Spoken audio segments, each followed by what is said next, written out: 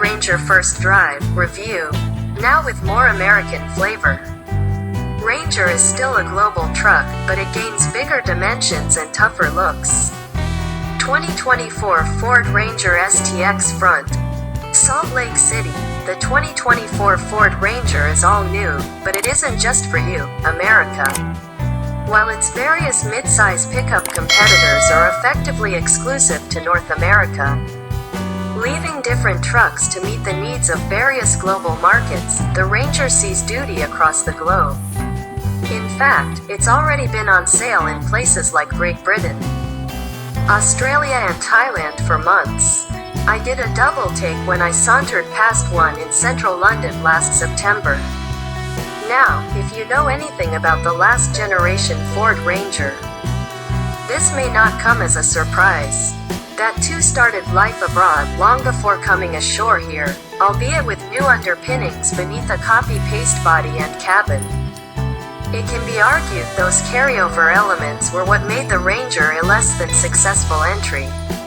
It was good to drive, plenty capable, and we even put it first in a midsize truck comparison test. But the interior was just as dated as the global Ranger's first model year would suggest, 2011, while the styling spoke to different truck tastes. To put it bluntly, Americans want their trucks to look all rugged and tough. Folks in Iceland and down under? Not so much. Well, that was the assumption, at least, including by those within Ford. Nevertheless, Ford went out on a limb with a common burly and tough design for every market the next generation Ranger would service. That includes a significant 2-inch increase in wheelbase and width that gives it notably different proportions than the tall, skinny visage of not-from-around-here pickups like the last generation Ranger. Ford brand manager Andrew Cascaden says it was theorized that this more American direction would end up resonating with other markets, but it was still a hypothesis. Turns out, the reception exceeded expectations. Rugged and tough works in Bangkok and Sydney, too, it seems. American customers were the ones specifically demanding those two adjectives, however, along with various requests for the interior that I'll get to in a moment. From an aesthetic perspective, the wider stance, tougher front end and creased fenders do much of the macho heavy lifting. It looks good without trying too hard, and without making the standard Ranger look totally naked. Once you've seen the Ranger Raptor, its story is coming March 21st. From a mechanical perspective, the new Ranger doesn't represent a huge rugged and tough difference. The frame is improved, not all new, because remember, it wasn't as old as the body on top. What we're really talking about, then, was a perceived deficit in toughness that didn't align with the Ranger's actual capability. Nevertheless, the new Ranger has greater ground clearance and better approach departure angles. Its maximum payload is now 1,805 pounds, base engine and rear drive, and 1,711, base engine, four-wheel drive, up from 1,770 and 1,560, respectively, for the outgoing Ranger Super Crew. Its max towing capacity of 7,500 pounds, regardless of engine and drivetrain, is exactly the same as before. It's also 1,000 pounds greater than the Toyota Tacoma, but 200 pounds short of the Chevrolet Colorado. Someone at GM probably just did a fist pump. Should you score toughness by what's going on under the hood, though? The new 2024 Ranger can unquestionably be the more muscular specimen. Emphasis on can. Once again, the standard engine is a 2.3-liter turbocharged inline-4 that produces 270 horsepower and 310 pound-feet of torque. That crushes the base GM and Toyota engines, falls just a tiny bit short of the Tacoma's mid-grade choice, and would be painfully defeated by their burliest upgrade choices. Don't be so quick with another fist pump, though, because the 2024 Ranger now offers a choice in engine. There's the Raptor, of course, which pumps out a class-best 405 horsepower and 430 pound-feet from its 3.0-liter turbo V6. But we'll get to that in a couple days. There's also an option for the standard Ranger. However, the same 2.7-liter turbo V6 offered in the Bronco Good for 315 horsepower and 400 pound-feet. That best's all in the segment, but the Colorado ZR2, less power, more torque, and the upcoming Tacoma Hybrid, more of both. Unfortunately, we did not get a chance to test this engine during our short time with the standard Ranger. Pricing has also not been announced for it, so to be continued on that front. Despite these new offerings and the above comparisons, the 2.3 remains an impressively smooth engine with plenty of torque to make you wonder, at least in a vacuum. If something burlier is really needed, the Tacoma's Turbo 4 feels a bit agricultural by comparison. The standard 10-speed automatic proved to be similarly fault-free despite throwing multiple grades at it during the test drive. The manual mode also happily held a selected gear when traveling downhill. The Ranger also demonstrate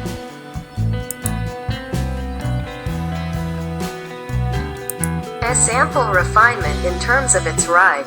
There is the expected body on frame wiggling and jiggling over bigger bumps, but the damping is spot on. Sopping up bumps yet controlling rebound exceptionally well. It feels sophisticated. Chassis response and body motions on winding mountain roads were also very good for a small truck. But the steering is too numb, especially on center, and is a letdown given the rest of the dynamic package. Selecting the sport mode tightens things up a bit, but the Ranger's steering was better before. Could it be better now? Ask me again in a couple days.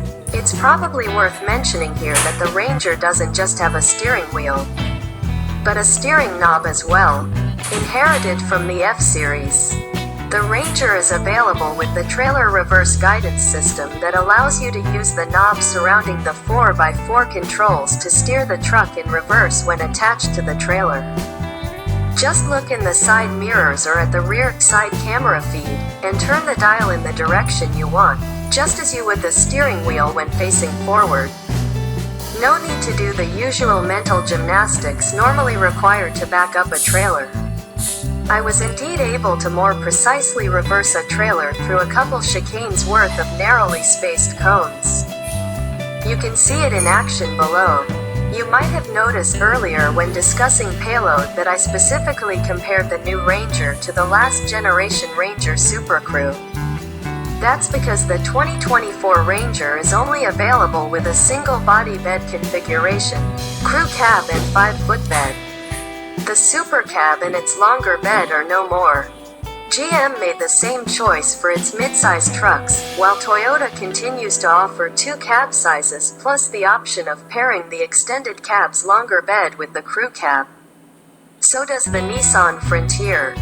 Not surprisingly, product planner Andrew Cascaded says data indicated the Super Crew 5-foot combo is what most people wanted, and that it made more sense to devote whatever budget might have been used for creating a super cab towards other improvements. If any went toward cabin quality, design and feature content. Good call bean counters. The new Ranger's interior is not only suitably modern compared to its antiquated predecessor, but its quality is surprisingly good for a mid-sized truck and, quite frankly, for a lower-priced Ford. While the Lariat and Raptor gain a padded and stitched soft touch pleather to the doors and dash, even a basic $39,520 XL with the STX appearance package we drove, pictured above in blue, benefits from richer-looking plastics than what you'll find in the Tacoma and basic GM trucks. There's a mixture of textures that agreeably distract from what is still hard plastic. The unique air vents admittedly add most of the visual zing, along with one of 2 vertically oriented touchscreens.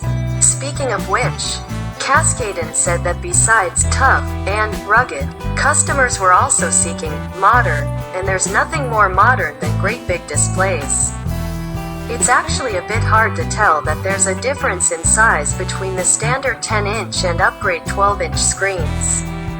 Both have the same new derivative of Sync 4A that utilizes the vertical space well, including with a new square orientation for Apple recently devised for CarPlay that lets the system only partially take up the available real estate. Somebody please tell Toyota this is possible. The instrument panel is available in 8 or 12-inch sizes, with the latter more customizable, feature-packed and typical in appearance.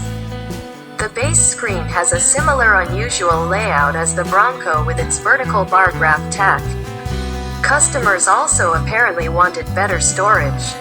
So Ford added a sizable bin under the touchscreen that can house the available wireless charger plus a small shelf on the passenger side dash. The Lariat and Raptor also get a second glove box above, but that just seems like nickel and diming the lower trims that aren't exactly cheap with starting prices in the upper $30,000s. Ditto the fact the XL's bins aren't lined in the same rubbery material found in the upper trims. What good is a bin if your stuff flies off its slick plastic surface? There's another bin under the back seat, which now has a fold flat seat back. That would be another customer request. And although certainly more beneficial for carrying cargo than what was there before, both the seat back and bottom are still one piece. It's therefore difficult to carry a passenger back there in addition to cargo, especially luggage. The Tacoma and GM trucks have 60/40 split seats. With a wider Ranger also comes a wider bed, particularly between the wheel wells where the gap measures 4 feet. Bring on the plywood. Ford added a box side step between the bumper and wheel well. But it's not a corner step like those of the Tacoma and GM trucks that help you climb into the bed. This is for giving you a boost when leaning over the side. The Super Duty has something similar between the wheel and cab.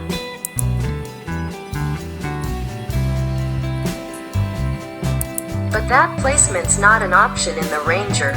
I'm honestly not sure how useful it is. I think I'd rather have an assist step into the bed like the one offered by the F-150. Ah yes. It's about time the Ranger's big brother was mentioned. For Americans used to Ford trucks looking a certain way, the last Ranger was always a bit, well, foreign. The new one is certainly no mini-me.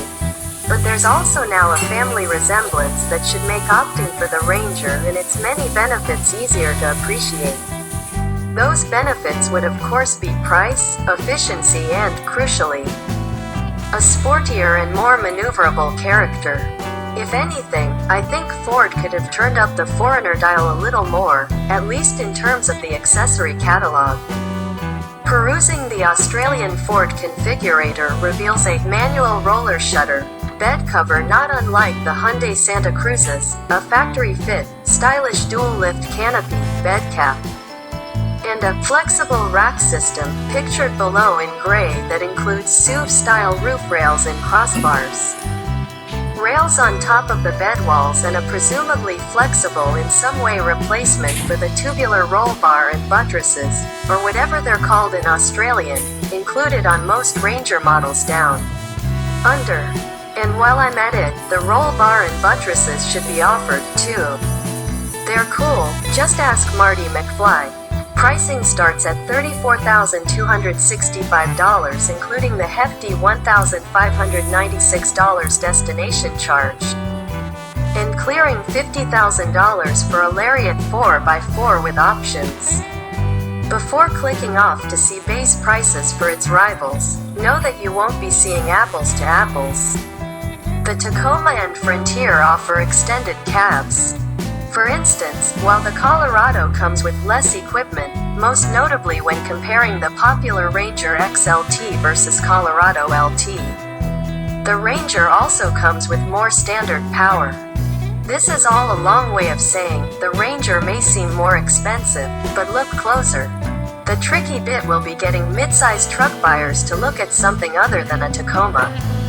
Toyota's overhauled bestseller is bound to continue its overwhelming supremacy in the midsize truck segment.